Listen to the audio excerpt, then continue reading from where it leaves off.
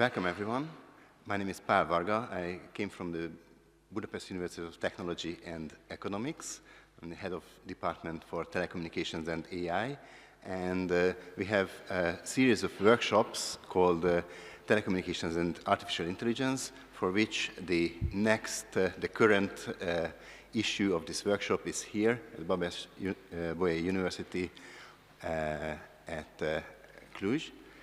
And we gave the title of the whole workshop, Beyond Artificial Intelligence Research, a new innovation and industrial domain, because we think that this is going to be a new industrial domain, and we are the main researchers and industrial players in the area who should share thoughts. And with that, I would like to give the mic to the Vice-Rector, Markó, to open the workshop. Honored guests, dear organizers, professors and students alike, I am very happy to be here, and I would like to start with a statement. No, I did not ask ChatGPT. Should have I done that? Of course, I could have done that. And I think that it's a good thing to ask whether is there anything to learn when I ask the ChatGPT about how to address you and how to address the issue of having an AI conference here? Of course, there's quite a number of things that I could have learned. For example, I could have learned what's the general perception about opening such a conference is. Would that help me in any ways? Of course. It would have defined how I would not speak to you. And actually, it would have helped me to create a contrast. I think that in most cases, when we are thinking about AI, of course, and if we ask probably people on the street, they would say that this is a brand new thing, this is a novelty. And of course, it is a brand new thing, and it is a novelty, but I don't think it is in the way that general perception conceives it.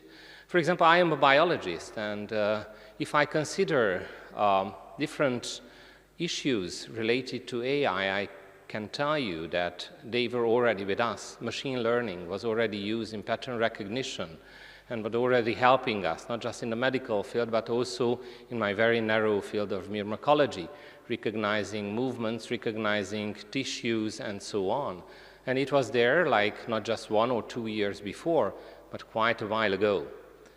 In my childhood, one of my favorite books was Summa Technologiae. I don't know whether you've read it, Stanislav Lem's book. I would recommend you to read it. But you would find it maybe a little bit, not so interesting. Stanislav Lem, when he wrote this book, he was writing about drones. He was writing about bionic arms and so on, and these are all with us.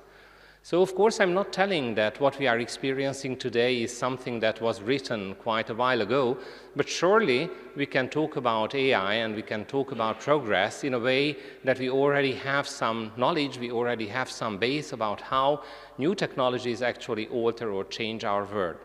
And I would like to think about AI, and I think that also my university also thinks about like that as a new methodology, as a new family of tools that can help us, climb maybe even higher peaks or even maybe build higher peaks. Our university, which is a very complex university and an old one, and usually old universities are considered, those universities are really, they are stubbornly, anchored in the past, they do not really want to change. However, our university is really something that would like to change many things. I'm not sure whether we succeed, but at least there is this desire to change. And with that regards, I think that in the past 4 or 5 or even 6 or 8 years, there have been quite a number of changes.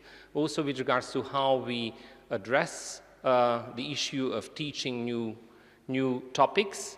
And I would like just to mention that, for example, the AI specialty, the AI program has been introduced in our offer, in our academic offer at the Faculty of Mathematics and Informatics quite a while ago, and also cybersecurity. So I would like to think that for our university, having such a conference is both a joy with regards to presenting the novelties of the present, But it is both something that is deeply rooted in the nature of how universities should approach novelties when it is about societal challenges. AI is a societal challenge. AI is an educational challenge. Just a few days ago, when we were sending out some drafts of regulations with regards to how to regulate exams, some of our colleagues gave us feedback on how to address the AI issue, whether we should embrace it and how we should embrace it, whether we should reject it or how we should reject it, whether we can or we could or we should regulate it, and whether it can be regulated. I know that this conference is not about that, and I would not expect you to come back to us with some feedbacks with regards to that. But this conference, which I'm really happy to host here, as member of the leadership of Babes-Bolyai University, is about something that is changing our society. And universities should be part of societal changes. They should not follow societal changes. They should be front runners when it comes to societal changes. So I wish you, as member of the leadership of the Babes-Bolyai University, very good discussions. Why not? Sometimes even academic quarrels, you know, when you dispute some things. And maybe also solutions, although I'm not really expecting that solutions are just jumping out of the box after a conference. But for sure, baselines for solutions and good basis for further research, networking, this is an opportunity that surely it is there on the menu for you and for this conference and for our university. So I wish you an excellent conference. Thank you.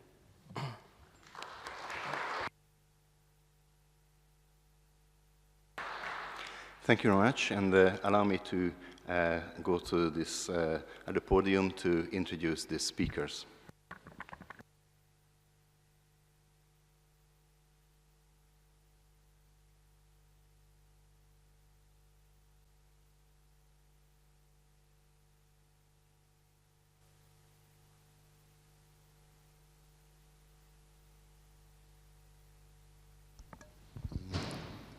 Can I get this machine's picture out? So, welcome everyone, and let's see the speakers today.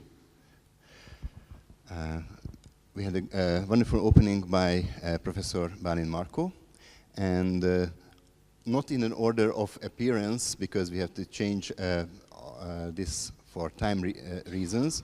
But let me introduce you one by one, our current speakers. First, Géza from BME, Budapest University of Technology and Economics, head of SmartLabs.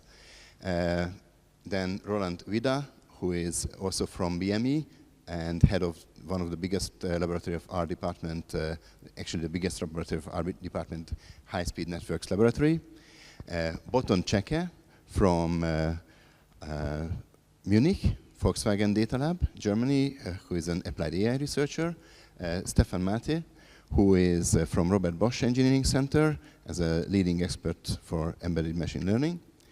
And Andrei Mihály from this university, UBB, lecturer of machine learning research group. Lehel Csató, who helped a lot organizing actually this conference. Babes-Bolyai University professor, head of data mining research group, and Levente Tamás, who would start actually this workshop, this conference. He is from the Technical University of Kolozsvár, and he's professor Robotics and Nonlinear Control Research Group.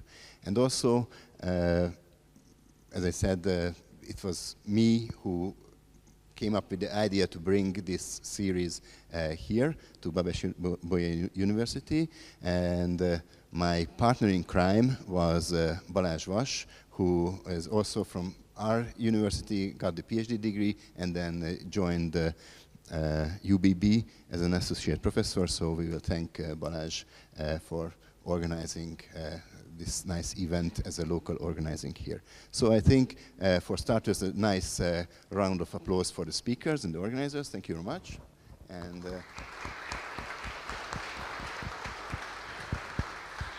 Thank you for being here as a great audience and in this beautiful building, this beautiful Aula Magna.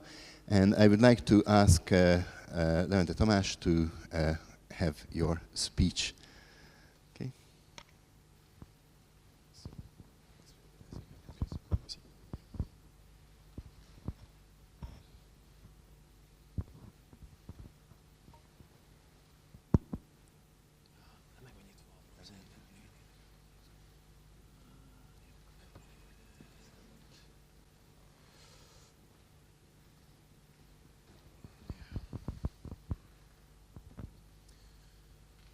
Good afternoon, everybody. First of all, I would like to thank the organizers for inviting me. Being here at the Babeswe University is an honor for me, especially in the context that we are having common topics with our colleagues from the UBB. And currently, we have also a joint event. And I'm really happy to be here. And I hopefully will be able to show some let's say, interesting things for you. Having in mind the mixed composition of the audience, I focused on some more, let's say, interdisciplinary presentation. And also the title is reflecting this.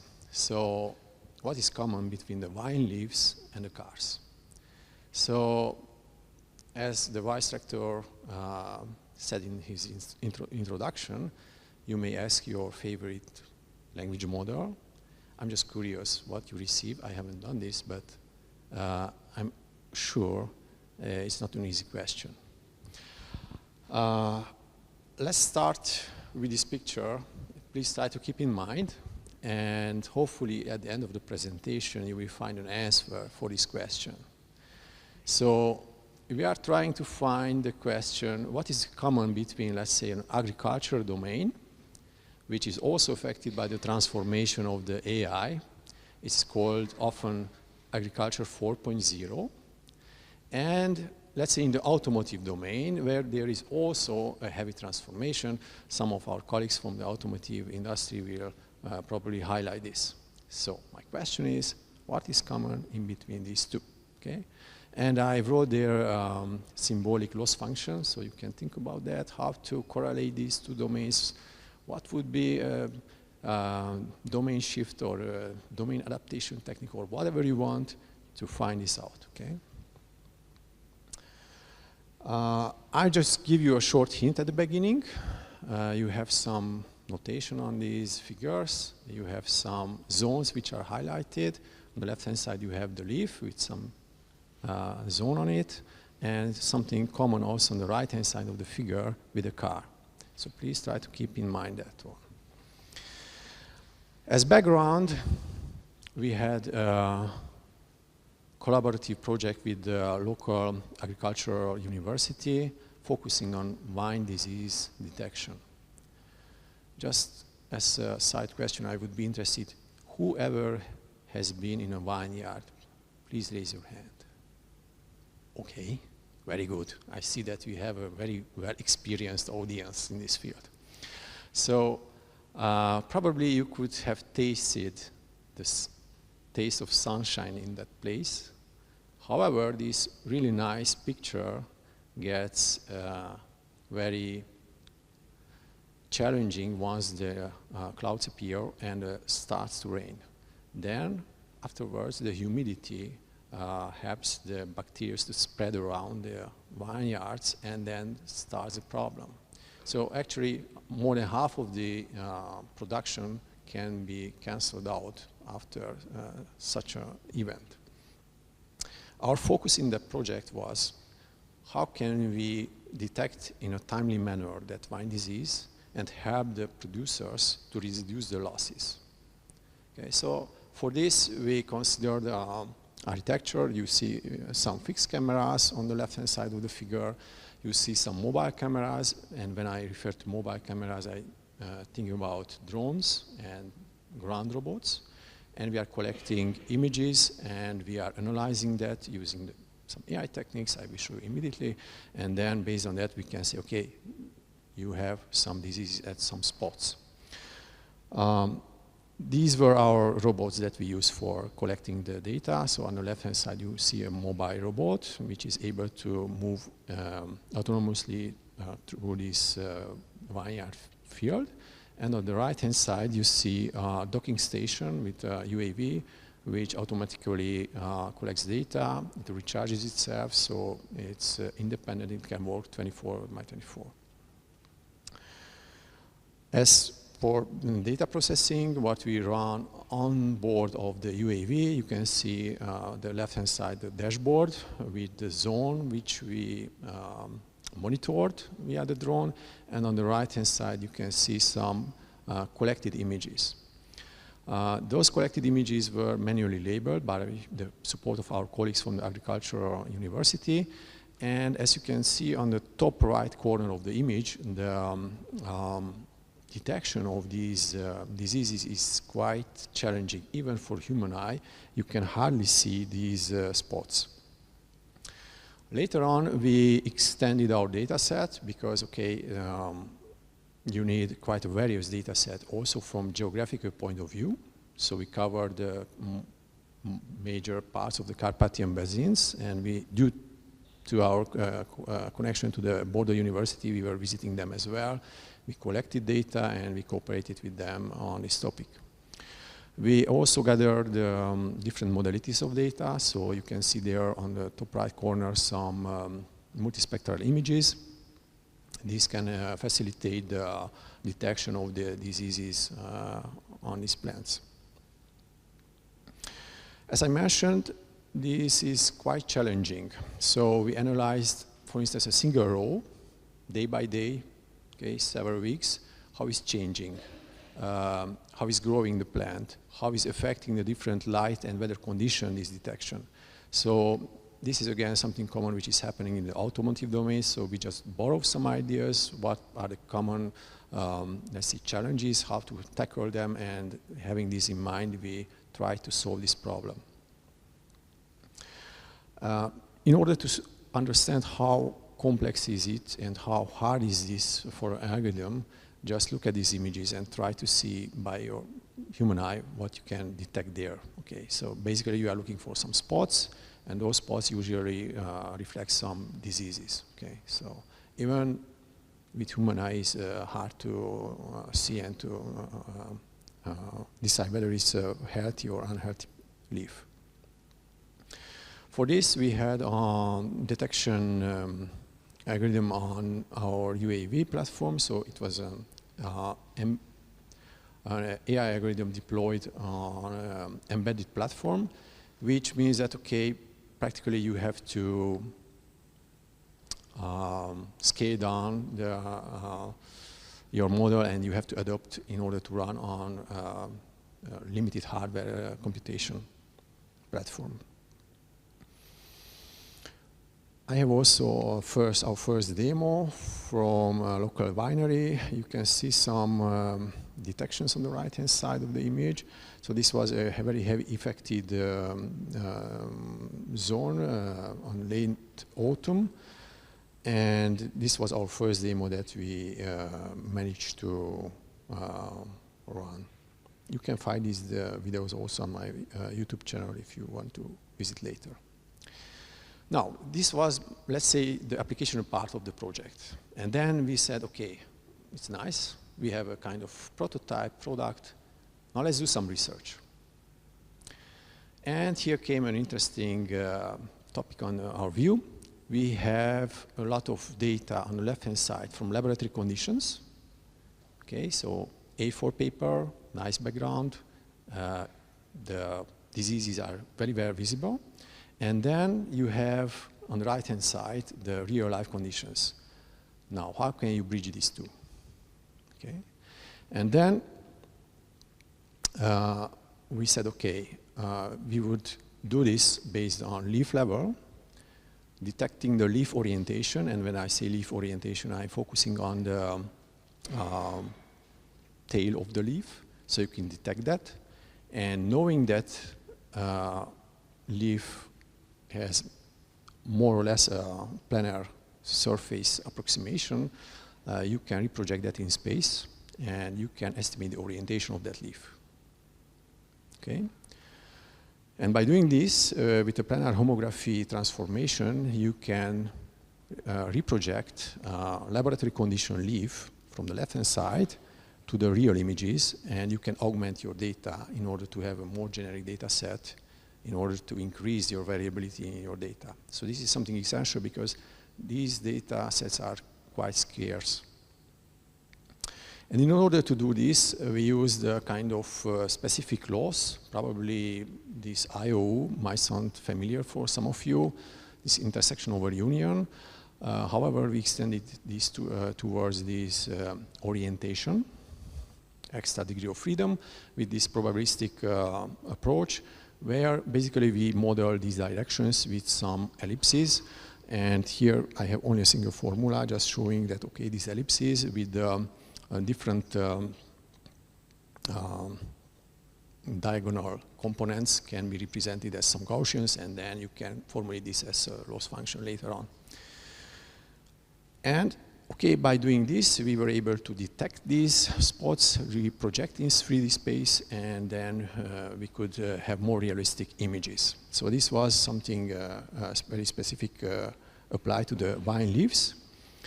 And okay, this is how it looks after the reprojection. It's quite natural.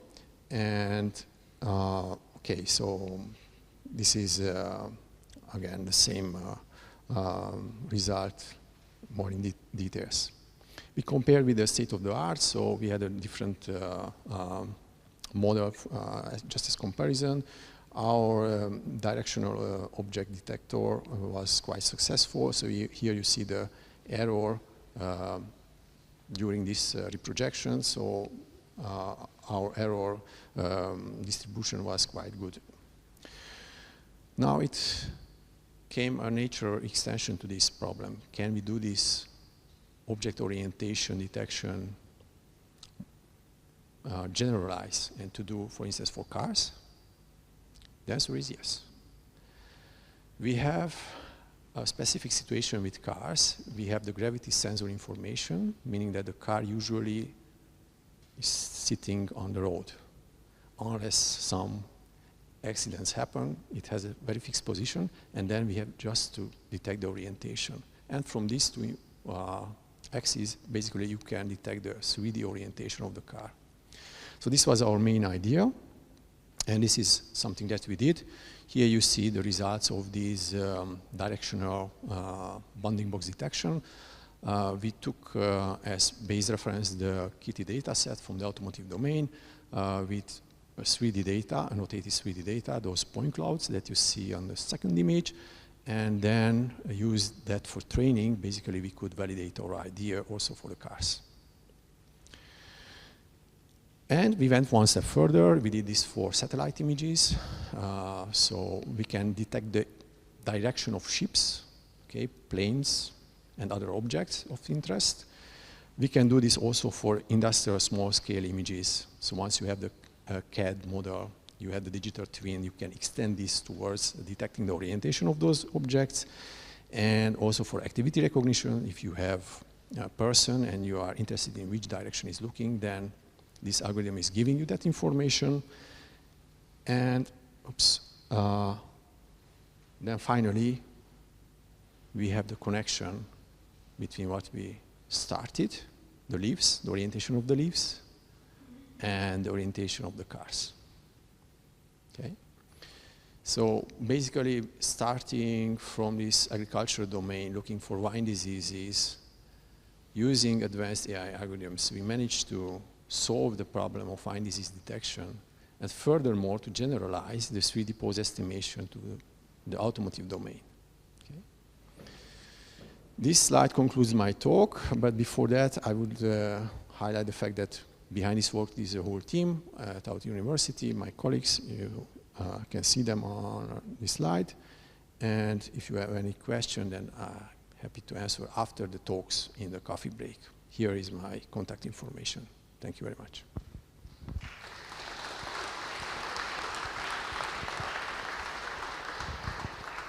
Thank you very much. This is very nice commonalities from vine diseases and cars, where to Orient. And the next speaker is Professor Géza Németh from the Budapest University of Technology and Economics from our department of Telecommunications and AI. And let me.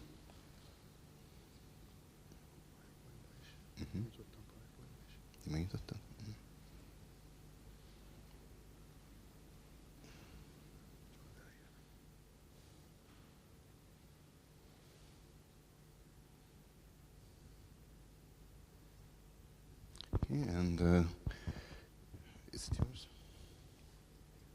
And Géza is the head of the laboratory for smart things, so SmartLabs, and it includes a lot of speech technologies and deep learning. From this moment on, this is your spot. You will talk about some starting from some interspeech conference. Yes, I thought about trying to go back to a little bit in time, about 10 years. And actually, most of the slides here come from Ruhi Sarikaya, who was Microsoft Corporation researcher at that time, and he gave a keynote talk at Interspeech in Dresden, Germany. And then it was so good that I asked him to give the talk to me, the slides, and then I'm still using it. And I think that it can be useful right now for you as well. So I will try to explain why personal digital assistants came to life, what is their role, and why it has not changed that much in the last 10 years, even if there were a lot of events. But please remember that the breakthrough in deep learning happened in speech recognition in about 2011, 2012. And already 3 years later, there were some widely known techniques that are still there. So it's a good outline what you see here, that why are they important, and what are the lessons which are still there. And it's very interesting for me to see what happens. So here we have some very nice ideas and very nice people. So I would like to ask you, please raise your hand if you use a digital assistant, let's say once a week. From here, who are those people who use a digital assistant once a week? Okay, so it's like minority. And we'll see why. So already 10 years ago, we had Siri, we had Google Now, we had Cortana, Echo, Amazon Alexa, and whatever. So they were all there, and even now when I ask, just very few people use them. So the question is why?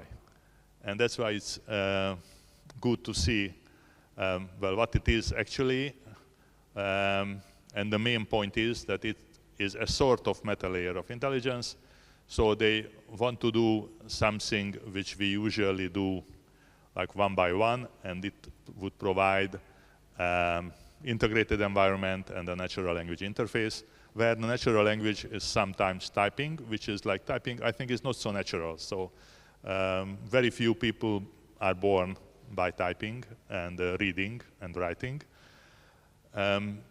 Actually, we are speaking, and already like a 2 or 3 year old child is very good in controlling the environment by speech, or even not even speech, but just by sounds.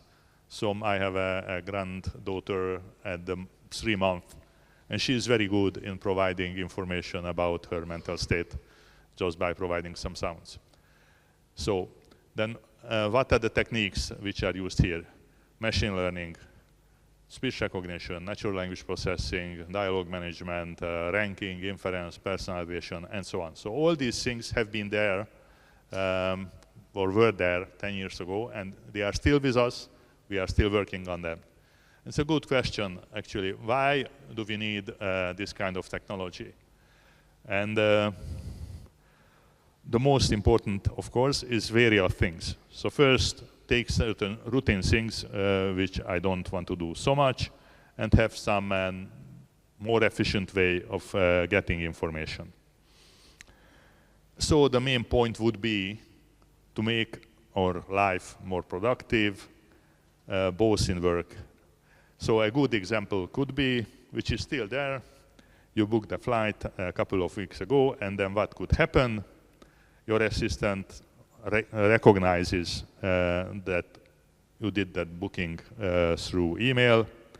Then it can compute your current location and find out what are the traffic conditions and then tell you when you have to start.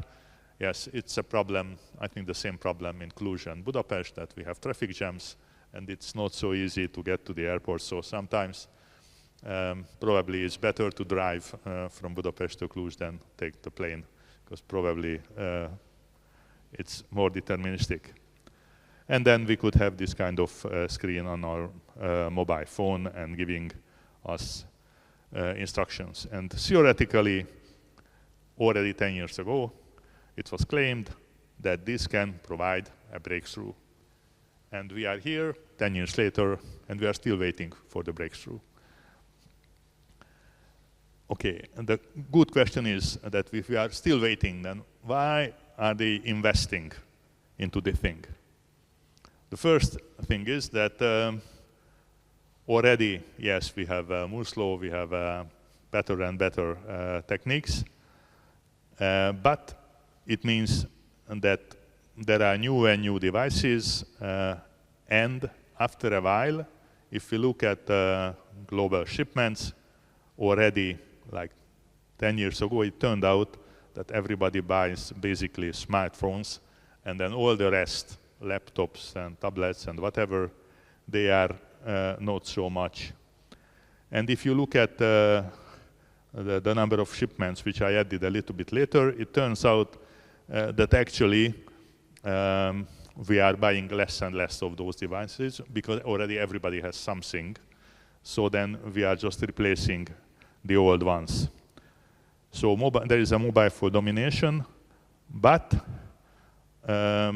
already 10 years ago, about 2/3 of the real population, above 12 years, already owned a smartphone.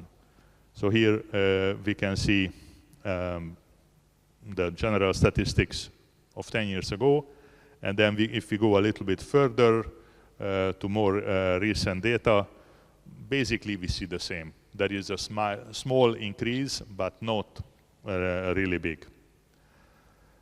So it means that from a business point of view, where companies should grow and have more and more sales and more profit, it turns out that from the smart devices, they cannot make more money. So then the next idea was, if we cannot sell more hardware, then let's try to sell more software. So then they started to introduce software stores. And already 10 years ago, we had 1.6 million applications in a standard software phone store. And now, if we look at more recent things, we see about the same. So maybe for Google Play, we have more than 3 million. For the Apple Store, about 2 million. But basically, it does not make much difference. So who will look at 2 million applications? How much time that would take? And how can you find something if you need? So then there was an increasing number of downloads. It is still there, but the problem is that usually you download maybe around 30 applications in a year on your phone. So it could be a good homework for you, colleagues, to look at your phone and count the number of applications that you have on your phone. And what is even worse from the business point of view, that you download maybe 30, 40 applications in a year, but you only use 12 of them in a month. So again, it could be a good exercise for you. Try to count the number of applications that you use within a month. So it means that about 80% of the applications on the software stores are dead. like practically nobody uses them. So then people start to find like strange ideas. Already 10 years ago, there was an application which would count your next pee time when you are supposed to go to the toilet. And these kind of very intelligent applications appear. So the next challenge is about how you spend your time with these devices and the applications. So already 10 years ago, it happened that people started to spend about the same amount of time on mobile phones than on the television. And then if we look at more recent statistics, we can see that now people in the US at least, but I guess also here, spend more time on the mobile phones than on the television. And there is a small decrease on the television time, but if you add up, actually it is more and more. So you spend more and more time both on the phone and the TV, sometimes maybe in parallel, so you can check in your home, for example, how much you have the TV turned on while you are watching your mobile phone. And then of course there is a competition. Who can gain your time so that you would be there. So it's again a bottleneck, cognitive bandwidth, and also the amount of time you are willing to spend on learning an app. Whether, usually when I ask my students in UX and AI course, most people say that they never spend more than 1 minute on learning an application. So if you are developing software, this is a really big challenge. And if we look at the statistics, how people spent their time 2009, 2013, you can see that somehow it's strange because if you add up all the time that people spend here and there, then basically you have no time to sleep because something had to happen. And then of course we can question, okay, where do we use the phones? Already 10 years ago, the situation was something like that. So even if you want something, you need to do some messaging over the phone, otherwise it's hopeless to reach people. So now we have a very special way of life, because then we don't have professional life and personal life, because the two get absolutely confused. So sometimes when people ask me how many are my working hours at the university, I would say 24 hours. And because anytime, any device can ring me and send information, even in very special situations like this. And so it means somehow we need some help to handle this thing. And then the idea is that these personal assistants could help us in this. So the question is why companies invest in this? Because here there seem to be motivation, there seem to be bottlenecks, and then somehow these requirements should be filled. So 10 years investment, and nothing happened. So it seems that this is a big growth area, and they supposed already 10 years ago that the business will be more than $100 billion per year. And it has not come yet. But why it's interesting? Because it is something like we had in department stores. So there are people who want to have some products that are sold in the department store. They have to pay to the department store to put it in the good position.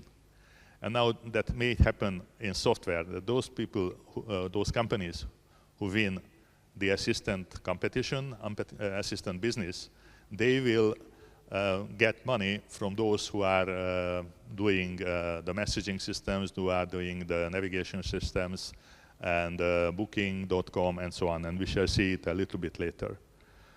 So, because the main idea is that they will integrate the potentially all the important applications in a scalable way into one user scenario. So for example, if you want to travel from somewhere, then the various applications will be called here.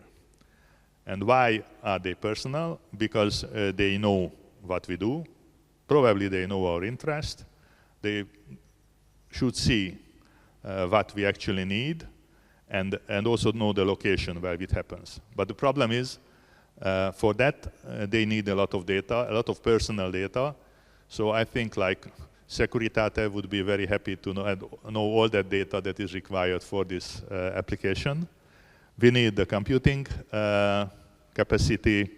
There has to be an interest from users, and then there has to be some layer things. So how is it being performed? So one of the most important things is that we have more and more sensors in the phones. So it is just a list of 10 years ago. Since then, we have much more. So then from using the sensors, we can find out a lot about people. So they can measure where we are, how we move. For example, we made a student project on identifying the person just by walking. So the way you walk, in 10 seconds, it's possible to give who it is. So that would be a good application to prevent stealing our mobile phone. So the next question is, okay, how to make it personal? So you need a user profile, see the activity, location, and time. And of course, already a lot of people try to do it, but interestingly, we are just trying to save our privacy. So it's a controversy. We want to have this sort of intelligent assistant, but we don't want to give all this information. And how can we imagine it? Like two basic approaches. The first is proactive, when the system knows what we need, and then offers some application, or even does some activity for us, or the reactive part. So here we need a very interesting background, psychological background of theory of proactivity, and see how things can be automated. And then the question is, of course, whether it would really do what we want or do something else. And sometimes we have that situation. So what would be the architecture? It tries to collect a lot of information, build a model on us, and then in the real situation do the inference activity. And that's a big challenge to put the inference on edge devices and do it well for us. The more traditional one is the reactive, the classical dialogue system, where we do some instructions, and also here you have a lot of interactions. But here we still have a lot of design gaps. So young people here, you have a good chance that probably in the next 10 years you will move these things ahead, and I cannot give the same talk 10 years from now, hopefully.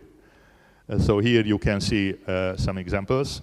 So the big challenge is that the personal assistant should be real, something like a human assistant, or at least comparable.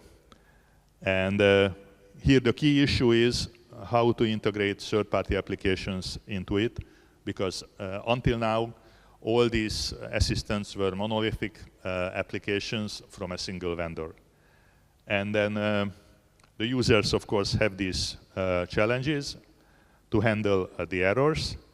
Also, sometimes lack of competence, both from the device and from the users. For example, myself, I'm lacking the competence of driving a recent car. It would take maybe 1 week to teach me how to use all the possible functionalities. And then these things are even more complex. So it's a good question from us. And the last key question is trust. Whether are we willing to give all that information that is very personal, very important to these systems, and how can we guarantee that the system use it in a proper way. Then next question is how to measure these things. Good question is how often we are willing to use it, and then how successfully we do it. And in the end, of course, it should produce some revenue profit for the companies.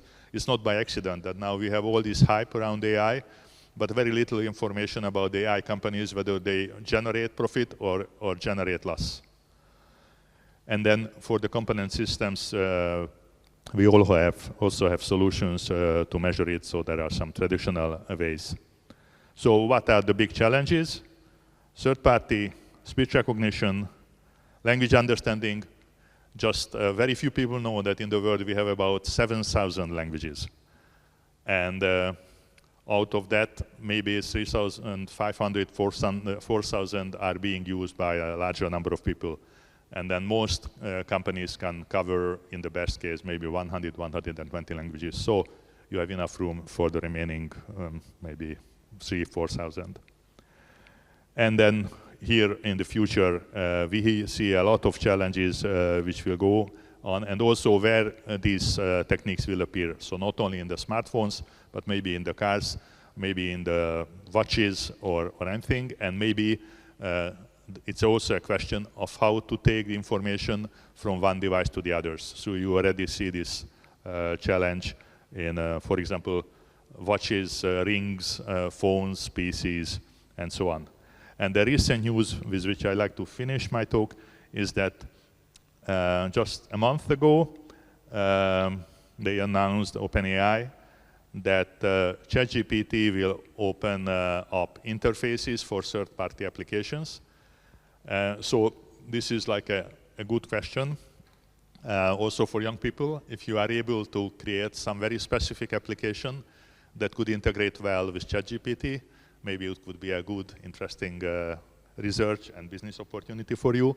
But it's also a sort of risk for everyone, because if there will be some like big boss over everybody and they decide whether which navigation is good for him and not necessarily for the users, then we can lose in this. And last but not least, I'd like to recommend for you the MField project, which is about green and trustworthy AI with a number of partners where we are partners there, and you are all welcome to join this activity and put it in your calendar that at the end of July next year, so last week of July in 26, we shall have a special event on artificial intelligence in Budapest, and you are all welcome there. And if you have an interest, please let me know. Thank you very much.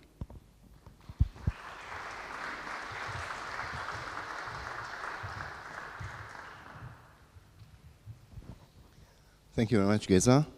And our next speaker is Rolland Vida, also from the Budapest University of Technology and Economics.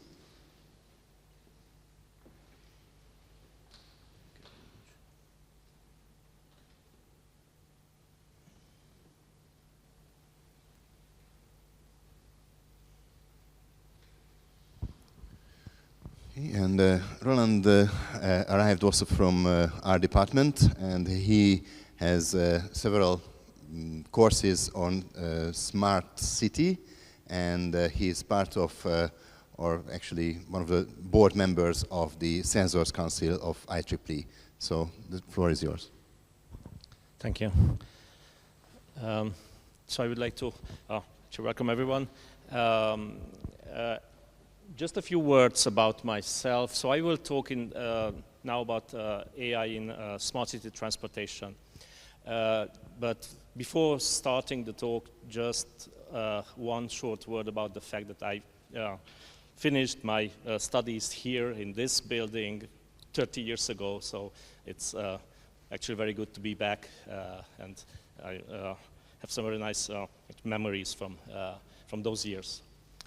So since then, as it was mentioned, I'm involved in smart city-related activities within IEEE at the university, and what is behind the smart cities, actually the sensing infrastructure, sensors, how do we know what happens in the city, how these sensors are operating, how they communicate.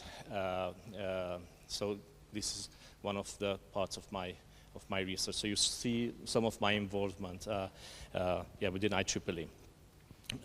So then let's get started with a very brief introduction about smart cities. I guess that everyone heard about these, so this is a very common term, although there's no universally accepted definition of what a smart city is.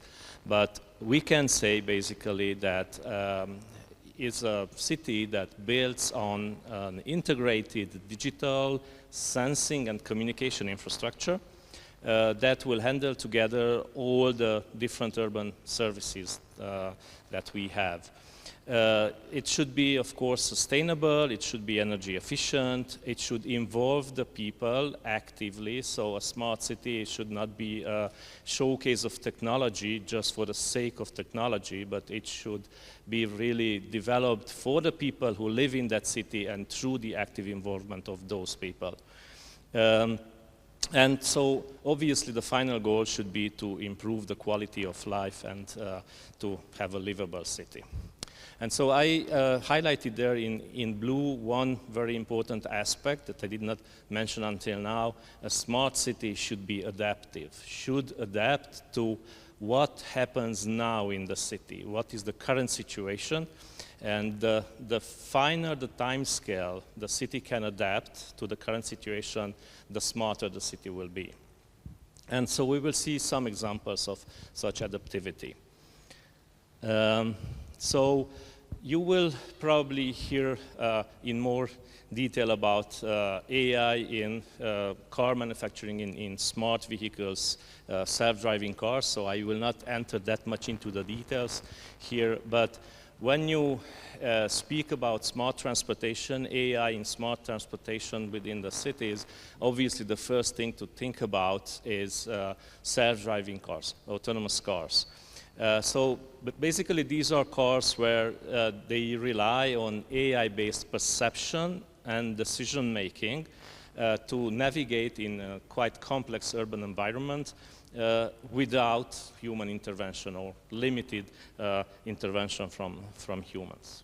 So AI is there for the perception. So what we mean by the perception, we have all kinds of sensors installed in the car. So we have cameras, we have lidars, we have radars, ultrasonic sensors, and they are there to provide object detection, to understand the scene where the car is located, so the environment around them, and to help basically navigate in this environment. So that's the perception. Then you need AI also for the prediction. What do you predict? What will happen next around you? What will the other cars do around you? What will the pedestrians do? Will the pedestrian that you see, that you detected, will it cross the street or not? And so on. And then obviously you will need also AI for planning and decision making, okay? To take all kinds of decisions. Which is the best route to take based on the current situation in the city? When should I change the lane? When should I slow down or speed up to avoid an accident or to be more efficient, to cross through an intersection more rapidly and so on? So this was, self-driving cars, this is a long dream of humanity and we thought about it as a science fiction for many years. And today we can say that it is really a reality. Even if we do not see these cars here in Cluj maybe or in Budapest, but they are there in several other cities. If you go to San Francisco, there are hundreds of Waymo's taxis that are self-driving robotaxis that you can just actually jump in and use them. So it is a reality. We are also working in this field. At BME, there were two recent spin-offs that were formed that are involved in this. Drive-by Cloud is working on creating a digital twin for the environment. So modeling basically the environment, all kinds of different scenarios where the car could be involved, and so without really testing the car in these physical environments, okay, you can actually model this. And iMotion Drive is the other company spin-off that is working also on software related to self-driving cars. Then you could use, or you should use AI in smart intersections. So traditionally, an intersection is regulated by a traffic light, okay? That has a timing, how much time should you have a green light, and how much time you should have a red light in a given lane in a given direction. That is based on static data from the past. Okay, usually which lane has higher traffic, so in the past, what happened. But I would be smarter if I can be adaptive, as I said. So I have all the sensors, I have cameras, I have embedded sensors in the road that can detect how many cars are there at the intersection now, how many cars are waiting, how many people are in those cars that are waiting. I mean, cars are intelligent, they have sensors even inside, so they know how many people are sitting in the car. The car can communicate with the traffic light, can say that, hey, I'm waiting here, I'm a car with 5 passengers, give me the green light. Okay, that's easy to say. Obviously, that's a difficult problem to solve, but then you have current data, and then you have to react to solve the current problem. But that's still not that much of AI, okay?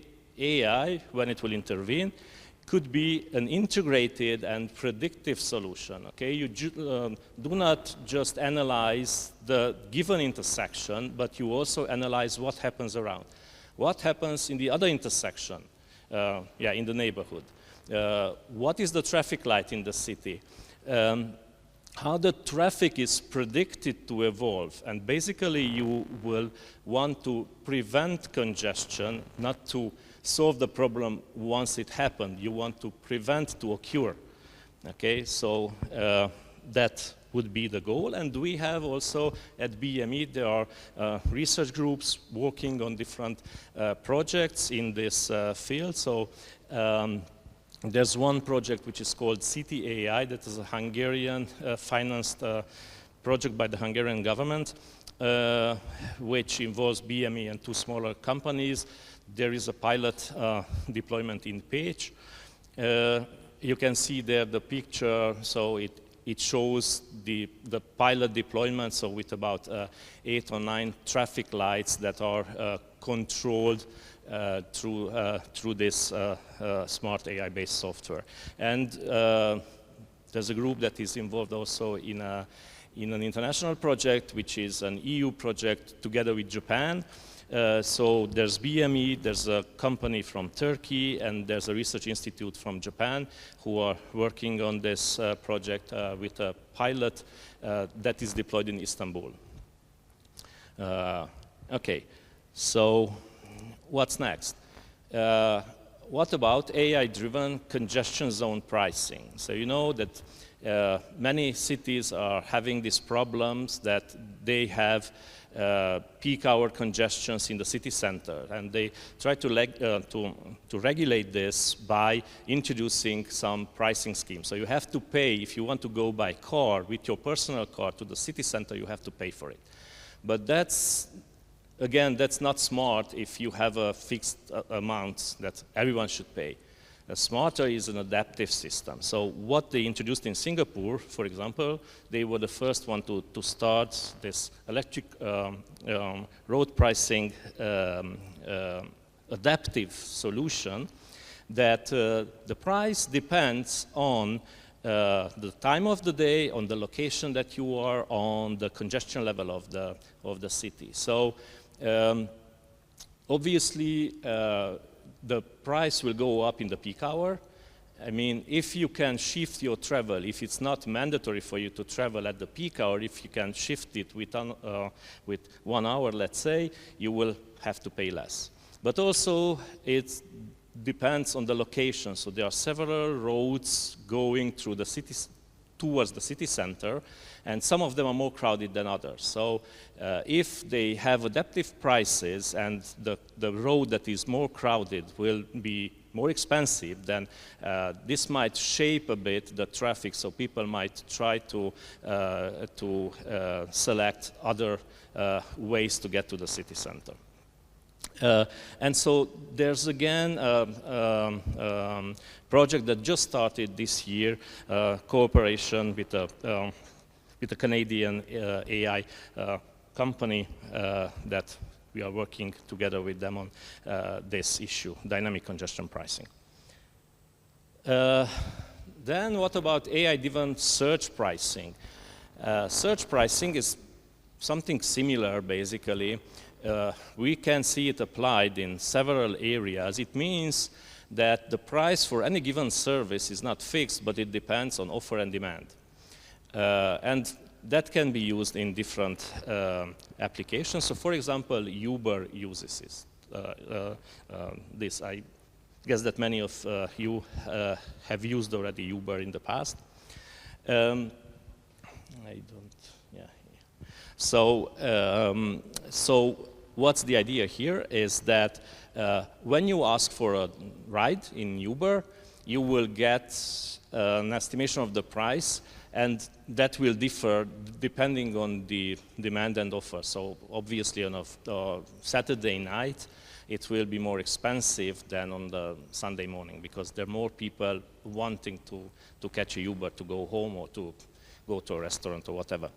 But that dynamic pricing is not just towards the users, but it's also towards the drivers. So when you ask for a ride, the application will propose that ride to several different Uber drivers. Okay, and interestingly, they will be asked to take that ride, but not for the same price. Some will be asked, will you take this guy to this destination for $5? And the other will be proposed $7, let's say. So it's not the same price that the application proposes to the drivers. Because it's probable, so no one knows how the application works, how the AI engine behind it works. It's probably based on the driver's previous behavior. So if you accept cheap drives, then you might get proposed even cheaper drives by the application. If you refuse cheaper drives, then you might get more expensive drives which are better for you, so you will be paid more. But it's not for sure. Nobody knows how this works, so the Uber drivers try to reverse engineer actually what happens. What happens if I refuse this? And if I continue to refuse offers for an hour, what the application will propose. And there are all kinds of videos on the internet that you can see about this, the drivers trying to reverse engineer what happens behind. But what can be seen is that it's probably here Uber uses AI to maximize its own profit and not specifically for the good of the city, okay? Hopefully nobody will tell this to Uber that I'm speaking badly about them here, and I will get some issues with them later on. But let's see search pricing in a different setup for parking. I don't know if you heard about apps like Just Park. This is a UK-based solution where the idea is that people can rent their own private parking space. So for example, you can rent your own driveway. So the path that is just before your garage, okay? That normally you would not like other people to park their car in front of your house, in front of your garage, because then you will not be able to come out from your house. But if you can sell this parking place when you will not use your car, when you are not at home, whatever, then you can do it through this application. And the question is, how much should I ask for my private parking spot? And that's where AI can help. So there's an AI-based search pricing solution that will propose you a price based on the expected demand and based on past behaviors as well. So the owner will get a hint how much could he ask for this for that place. Then he can decide what will be the final price that he will ask for it. Okay, so he might comply with this suggestion or not. So when talking about smart parking, I also put here some words about traditional, let's say, smart parking solution that has nothing to do with AI, but it has to do with smart cities, that we can find this in many, many cities already around the world. So the smart parking is that it is equipped with some kind of sensors that detect whether that spot is free or not. And that can be then fed to an application that will show you where the free parking spots are around the city. So we were in such a project together with Ericsson and Vodafone to develop a pilot, and then this was taken over by a startup that is SmartLinks. So that actually operates today in the city of Budapest with 6,000 sensors that are deployed in 2 different districts. Okay. And then, this is my last slide. There are lots of other possible ways where you could use AI related to smart transportation, making transportation within the city more efficient. So one thing is matchmaking in ride-sharing applications. So ride-sharing means that you would not like people to travel alone in their cars. We have the big congestions, the big traffic jams in the city because 90% of the cars are just with their driver, okay? Nobody else sits in the car. And ride-sharing apps try to get people, more people in the same car, okay? Then you can obviously decrease the number of cars, and you will decrease the pollution level and the congestion level as well. The question is how to do the matchmaking, okay? So you have people who are with their own cars, you have other people who would like to get in those cars. All these people have different destinations within the city, and then you should try to do the matchmaking in the in an efficient way to see which car takes which passenger, how long should be the detour for this, and so on and so forth. And I also mentioned here that, I mean, when you think about ride-sharing, there are several apps that are doing ride-sharing. Waze, for example, I don't know if you heard about Waze, that's also a transportation application that also has a Waze carpool part that is on providing ride-sharing. Uber is usually known as a ride-sharing app, which is not true. Uber is not a ride-sharing app, it's not a ride-hailing app, it's basically a cheap taxi. But anyhow, I would not like to insist too much on Uber. Okay, public transportation, obviously, that is also a very important part as well. How to optimize, how to make the scheduling adaptive, okay? The scheduling, how often should a given bus, metro, whatever, come on a given line, or the trajectory, what should it be? What is the optimal trajectory to serve the best the people? And the smarter would be if that would be adaptive. That would be made taking into account the current needs of people. How many people are waiting now in the different bus stations, or what are their current mobility needs? That can change, basically. You cannot rely just on static patterns from the past, because many events can happen in the city, be that rallies, sporting events, visits of presidents or whatever that will generate big changes in the traffic in the city. So there you can have AI-based predictions that can be used to have such adaptivity taken into account. And then a last thing that I would like to mention is vehicle-to-grid, AI-based optimized vehicle-to-grid operation.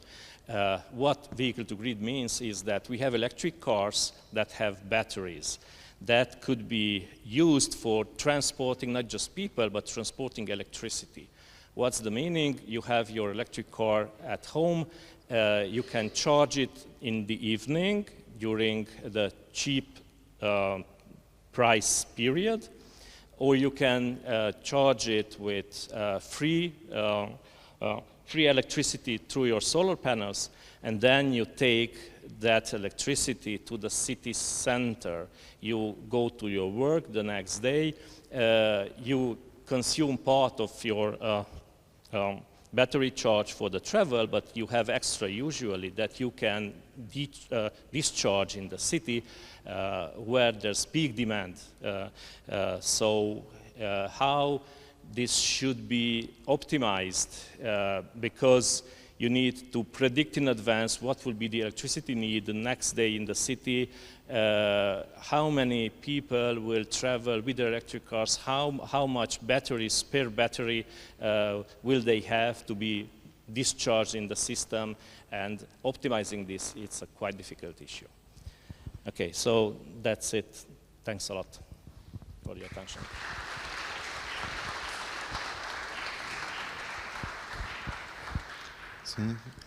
Thank you very much, Rolland.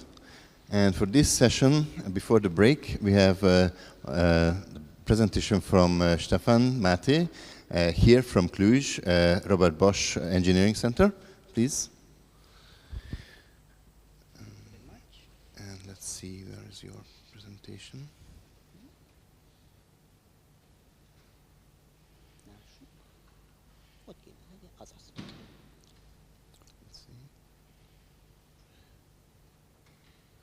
So, Ștefan, the floor is yours. Thank you very much. Let's try the slide remote. It works. Super. So thank you. Thank you for the invitation, and I'm really honored to be here. My name is Ștefan, Máthé, or István. I'm half Hungarian, half Romanian. I currently work at Robert Bosch, but I have an academic background. Actually, I did my PhD in Toronto, University of Toronto.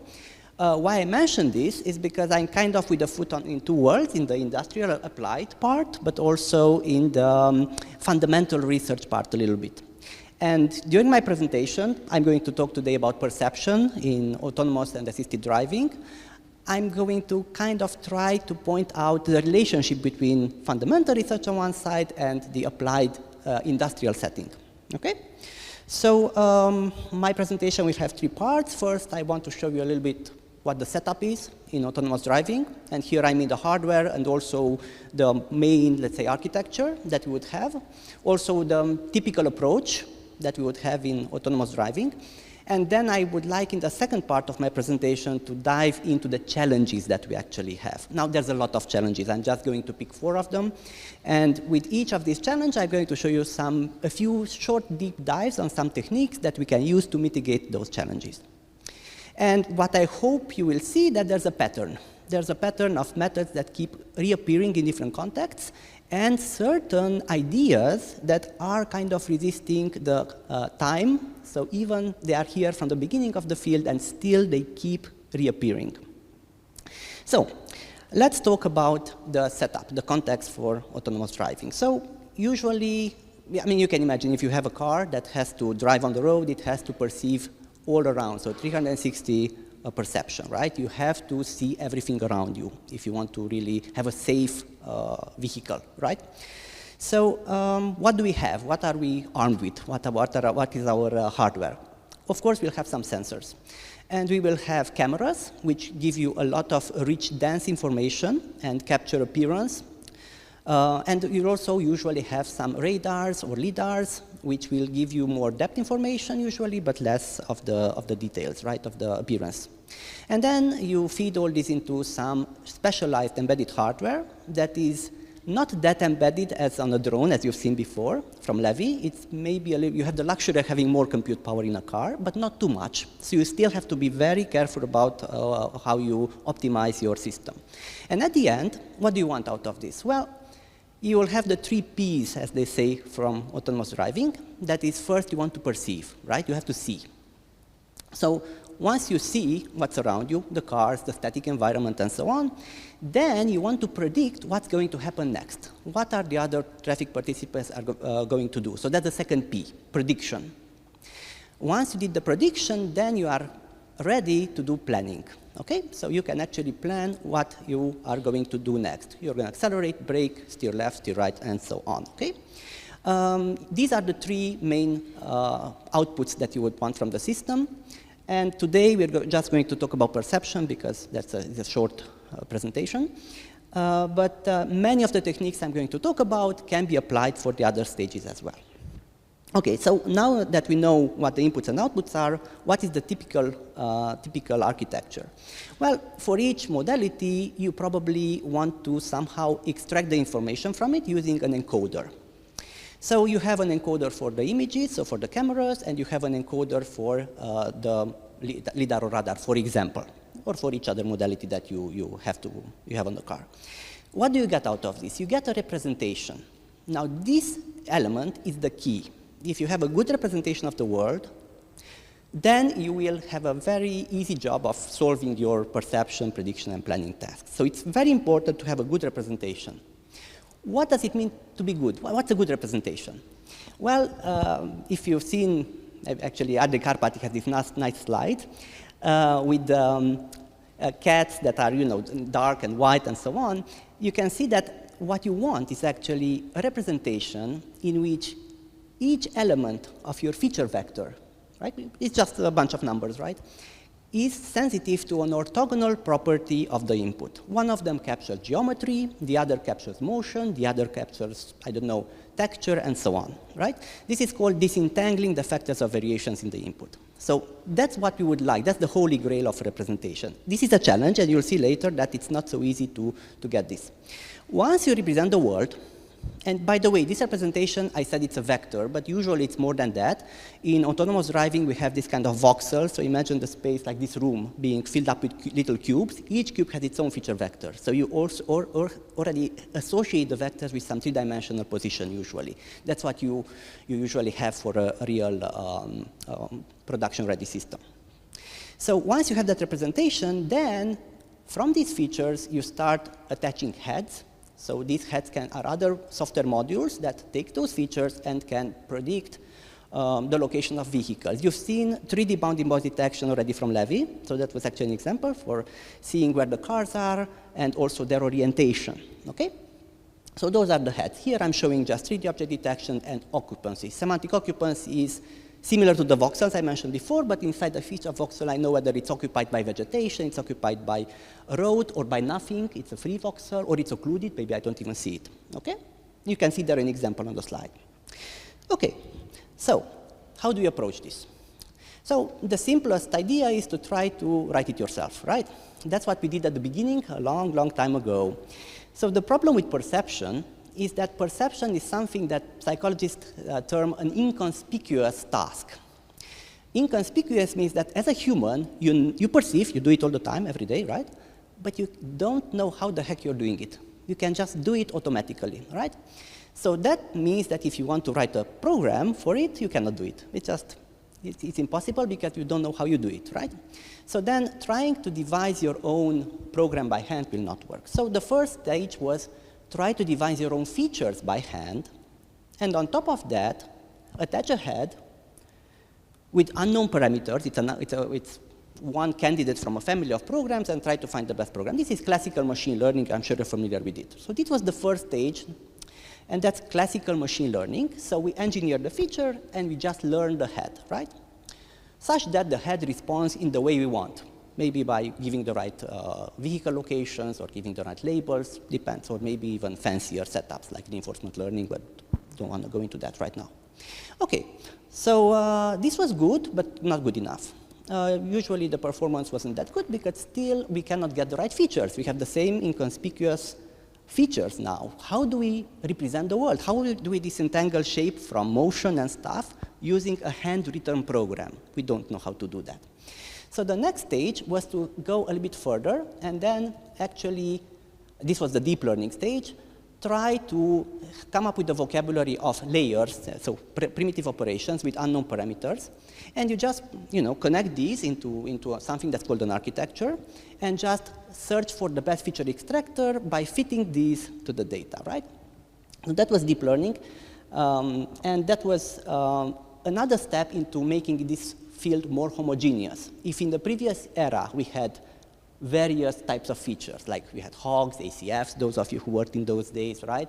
We had different kinds of machine learning models like support vector machines, you had decision trees and so on. They look very different. Each solution was tailored for a specific application. With deep learning, that is gone. Now we have a single vocabulary of layers. We just specify the architecture, and out of that, we just train it, and we get the results. So this was another step towards having things more homogeneous, more the same for all applications. And it sped up a lot the field and also got you good results.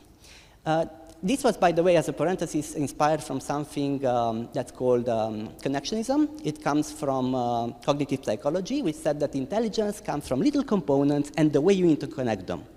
Because the components are very simple. If you speak about layers in your networks, you don't have a lot of them, right? You have 20 types of layers maybe that you use daily, right? So now we got another level of homogeneity with deep learning. We could come up with an architecture for, I don't know, the head for occupancy, the head for vehicle detection. We could come up with an architecture for backbone, and we're happy. But maybe we can go even further. So that's where the field is. I put a star on the slide.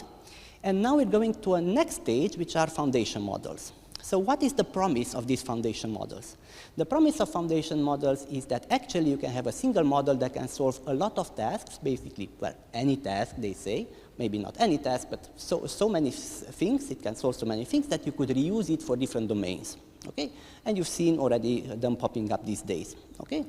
So now we got even more homogeneous way of working with the same approach even across domains now, okay? So this was the path from classical computer vision, classical machine learning, deep learning, and then foundation models.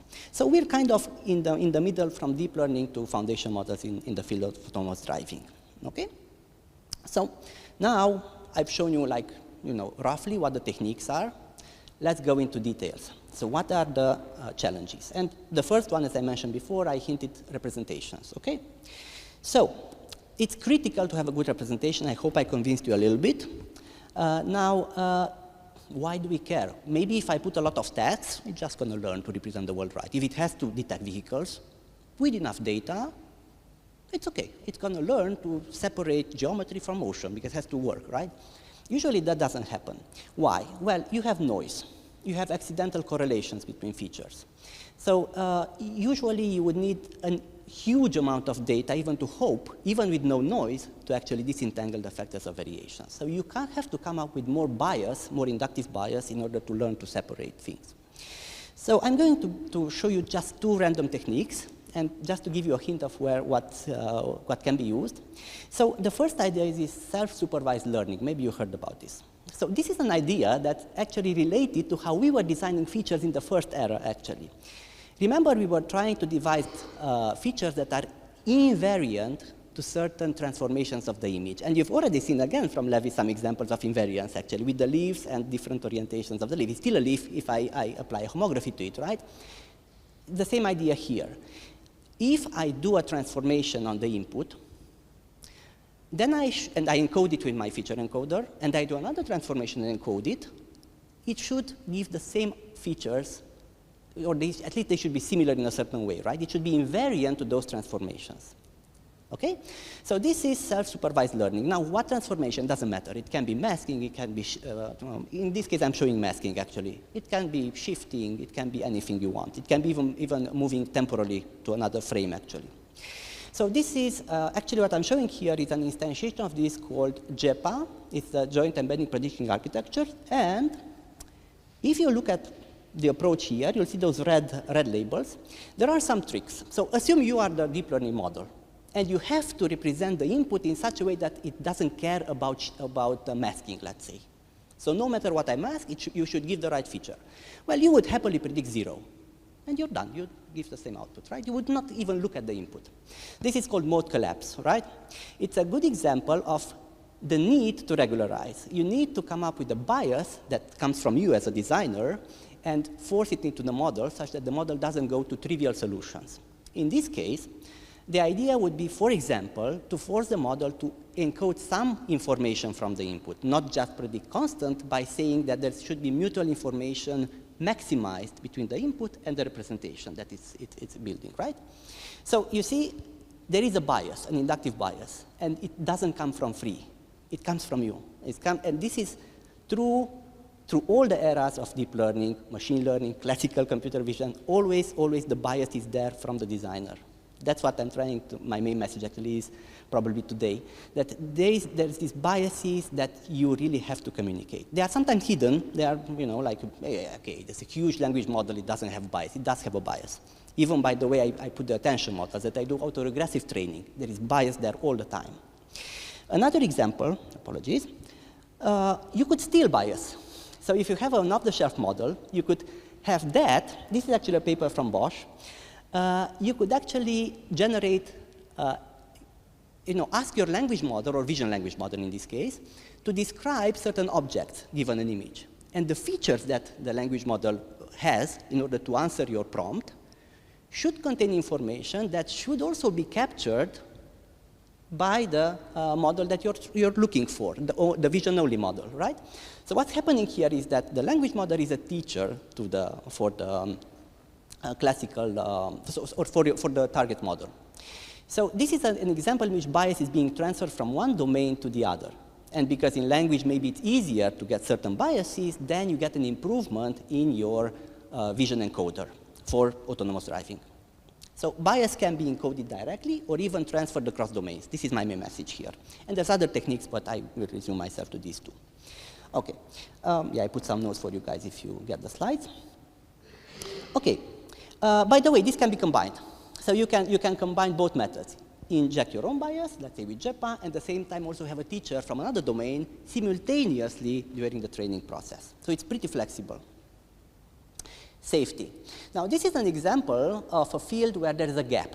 The literature, the fundamental literature is not really focusing that much on this topic, but industry is really interested in safety, because in order to sell a vehicle, you need to meet very strict ISO standards, safety. You have to show that you'll always get the system to brake and stop in case of an emergency. So can we do it with machine learning? Can we just have a system that always works? There is a consensus in the field that you can't. Currently, with the current technology, inherently safe AI, it's impossible at least in maybe even the next few years. That's kind of what I've seen. So we cannot really hope that the machine learning system is going to generalize on each situation just because in the lab it worked, okay? So what can we do? Well, what we could do is actually fail safely. So have the machine learning system, like your feature extractor and then the task heads, be able to tell you something is wrong, I'm not really sure what's going on here, please ask the driver to put his or her hands on the wheel, okay? So this is one field of research which really helps a lot. The other idea is to, during the training process, to already make the model resilient to certain out-of-distribution scenarios that are never present in the laboratory, okay? I will not have time to go into details. I've shown you here some techniques that can be used. If you look at these techniques, there is maybe some already look familiar, like multitask learning I just mentioned, having several tasks attached to the same representation. Also, for example, in distribution error detection is focused on trying to see already from training time which samples are outliers. And here you see the same idea. I need a bias. How do I define an outlier? How do I, if you think about clustering, for example, simplest approach, right? I cluster my training set. How many clusters do I have? It has to come from you. Again, the same theme. Without bias, you cannot learn. Okay, so again, and you'll see several techniques actually coming up that can be used for safety and also for other challenges you'll see immediately. Efficiency, very important. We're talking about an embedded system, okay, bigger than maybe on a mobile phone or a drone. You have more power on a car, but not too much. So you want it to be real time, and this is related to safety as well, because if it's not fast enough, it's not going to react fast enough to the environment, okay? So it has to be fast, it has to have low bandwidth, we have a lot of data moving around in a car.